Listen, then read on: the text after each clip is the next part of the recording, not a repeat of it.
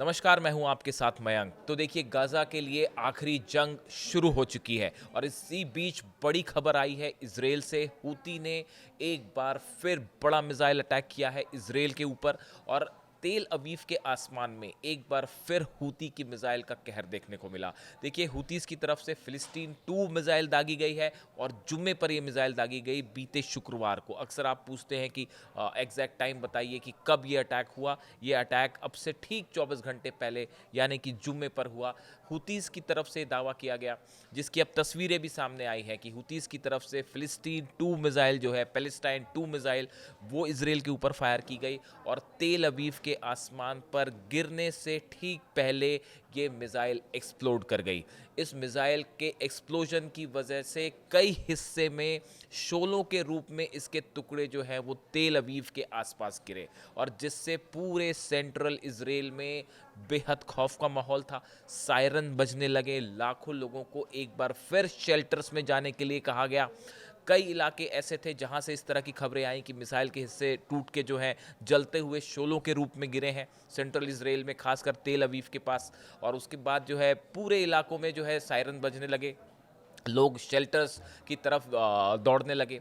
इसके ठीक पहले हुतीस की तरफ से 2 ड्रोन अटैक किए गए इसराइल के ऊपर और बताया जाता है कि ये जो है तेल अवीव और एश्केलॉन, ये 2 इलाके में ड्रोन्स जो है इससे हमले किए गए, जिसमें एक ड्रोन को गिराने की जब कोशिश की इसराइल ने, इसराइल की तरफ से डिफेंस सिस्टम ने कई मिसाइल्स फायर की, लेकिन बताया जा रहा है कि शायद वो ड्रोन को इंटरसेप्ट नहीं कर पा रहे थे। उसके बाद एक फाइटर जेट ने भी फ्लाई किया उस ड्रोन को डाउन करने के लिए, यानी इसराइल को अच्छी खासी मशक्कत करनी पड़ी इस ड्रोन अटैक को रोकने के लिए और 2 जगह ड्रोन से हमले किए गए।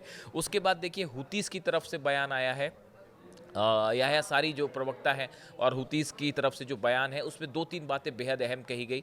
पहली बात तो ये कही गई कि हमने इसराइल के डिफेंस सिस्टम को एक बार फिर नाकाम कर दिया है। देखिए, हुतीस का कहना ऐसा है, 2000 किलोमीटर से ज़्यादा का डिस्टेंस है यमन के बीच में और इसराइल के बीच में। 2000 किलोमीटर के आसपास जो है मिसाइल ट्रैवल करके फिलिस्तीन 2 मिसाइल तेल अवीव तक आ जाती है, तेल अवीव के आसमान पे वो एक्सप्लोड कर जाती है। यानी इसराइल का आयरन डोम हो या फिर एरो सिस्टम हो, ये इस मिसाइल को नहीं रोक पाया। ये इसराइल के लिए बड़ा झटका था और ये मिसाइल जो है वो तेल अवीव के ऊपर आके ब्लास्ट करती है और उसके बाद वहाँ पे जो है पूरा सनसनी फैल जाती है। उसके बाद हुतीस की तरफ से ये दावा किया गया है कि हमने जो है वो तेल अवीव में बेन गुरियन एयरपोर्ट को टारगेट किया था, जिसकी वजह से बेन गुरियन एयरपोर्ट से ट्रैफिक को रोक दिया गया, जितने प्लेन्स थे उनको उड़ने से रोका गया और जब मिसाइल एक्सप्लोड हुई इसके कई हिस्सों की वजह से कई जगहों में आग भी लगी है। ऐसा दावा हुतीस की तरफ से किया गया।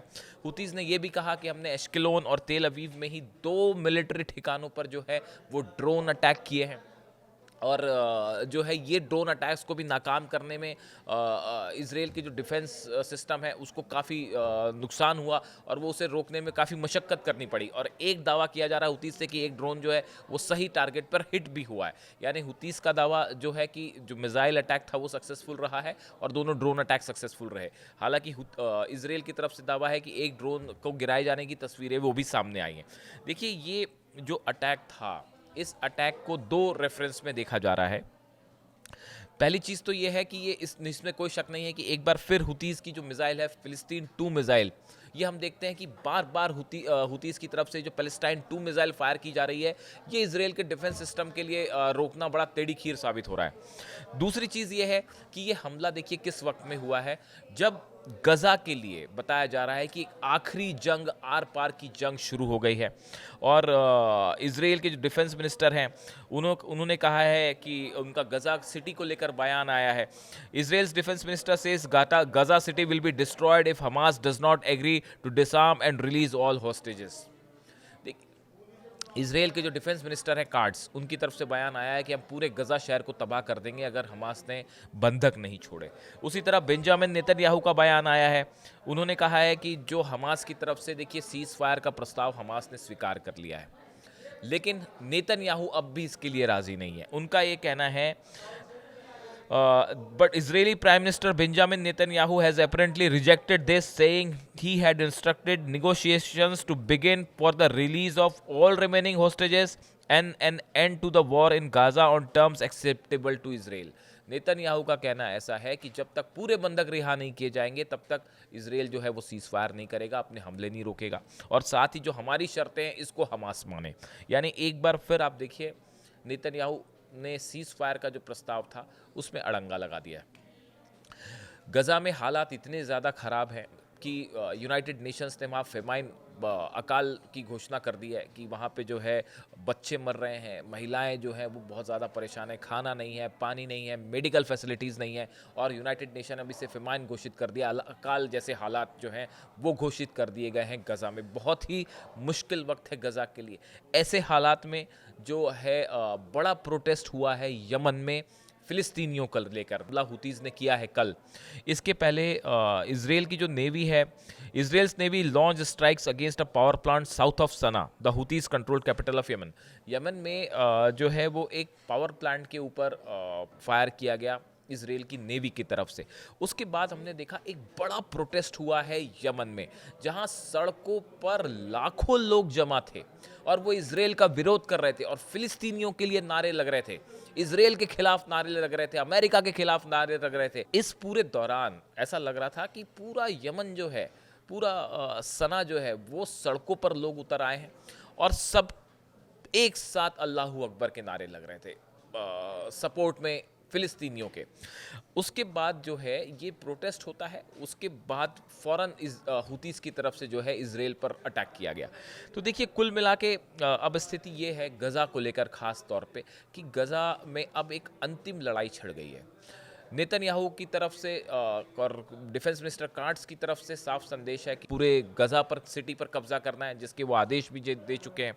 और बताया जा रहा है कि इसराइल की फोर्सेस ने ऑपरेशन भी शुरू कर दिया है। गज़ा सिटी के बॉर्डर इलाके में जो है इजरायली फोर्सेस ऑलरेडी पहुंची हुई हैं। यानी अगले 2 से 3 दिन में गज़ा का क्या होगा।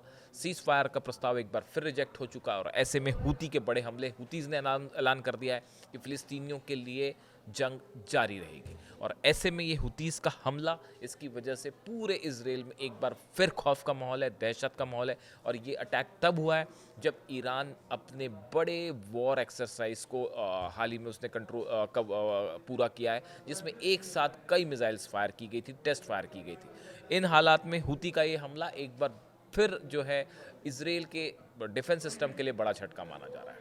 इससे जुड़ी जो भी खबर होगी आप तक पहुंचाएंगे। Thank you so much.